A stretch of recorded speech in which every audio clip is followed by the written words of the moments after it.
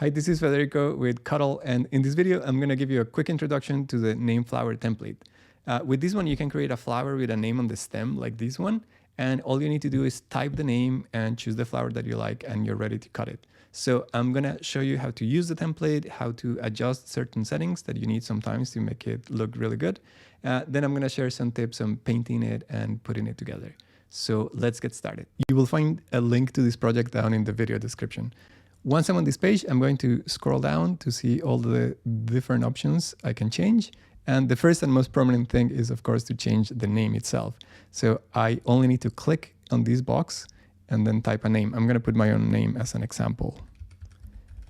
And then you can choose any flower by clicking this options box here. And we added the name, the birthday flowers by month in order, and then a few more flowers that people requested. So just to change it, I'm gonna put the daisy here for April. And then you can, of course, change any of the numbers here by either scrubbing to the right to make them bigger, so the stem gets longer, or simply by typing the specific number that you want. I'm gonna get it back to the default. And you can, of course, also change the stem thickness if you want to. And then you can change the orientation of the flower. You might want to read it in different directions if you want by selecting this orientation here. You can have it on the left or on the right. Now let's talk about a couple of possible adjustments you might want to make. So I'm going to click on the font folder here to reveal a few more options.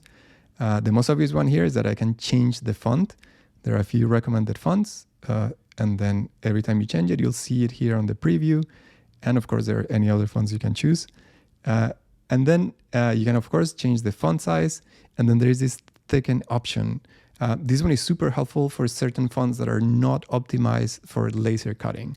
So for example, this one, like I can see how the R here is very thin, and that might just burn out when I cut it out of certain materials with my laser, and it might just disappear. So with thicken, I can thicken the font, and you'll see how it nicely adjusts, so I have better chances of cutting certain fonts. Another thing we might want to adjust is the text position. Sometimes with these typographical elements, even though they're perfectly centered, that might not be what looks best. I think it's a matter of perception, so we can adjust for that. So for example here, I think the name could be closer to the flower. So I can always move it closer if I want to. And then sometimes you might want to center things according to your eye, and you can also change it here by changing the Y position. Last thing to mention in this folder is that there is this outline text checkbox. So this one allows me to select whether I want this sort of chunkier bottom layer. The project gets cut in two layers, a top layer, this one, and a bottom layer. And so if I uncheck the box, you'll see how that bottom layer now just perfectly matches the name. With certain materials, we found out that if you cut it like this, it might be too springy or too flexible and might be likely to break. So, but we still added the option depending on the material that you're using. Last thing I'll mention is that if you want to display this flower as an ornament, you can always put a hanging hole on it. So I can click here to see the options, and you can put it on the top of the flower right there, at the bottom, or at both sides, depends on how you want to display it. So let's cut an example so I can show you how to assemble it.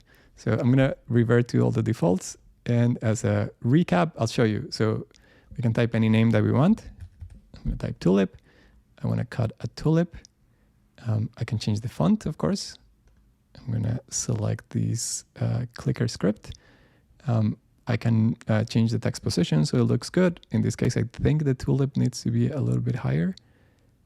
And then in this particular case, I might want to adjust the thickness so it cuts nicely. And then when I'm ready to cut it, I can simply click this blue button and get an SVG. So I'm ready to download it. So I'm going to hit download, and I'm ready to cut it.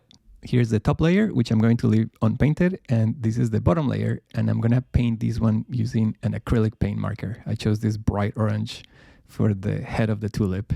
And I just covered the entire surface because I'm relying on the top layer to give it definition, so it's an easy paint job.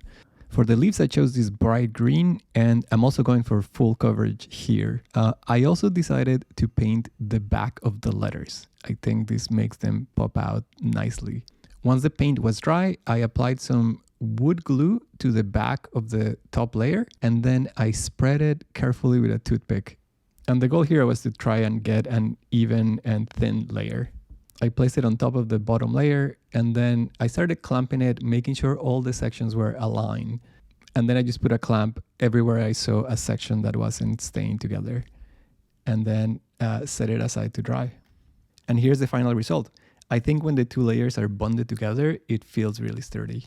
I like the way that this project combines a typographical element with a purely decorative element, and it combines them in a fairly flexible way, because you can customize the file to make it look just right or to make it work for your use case. But even after that, you can choose to make it out of different materials or to paint it in different ways to make it really your own. So I kind of like that flexibility.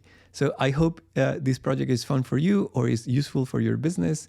And you can always help us or help the channel by clicking like and subscribing, or leaving us a comment or a suggestion for future projects or anything else you would like to see. So thank you so much for watching.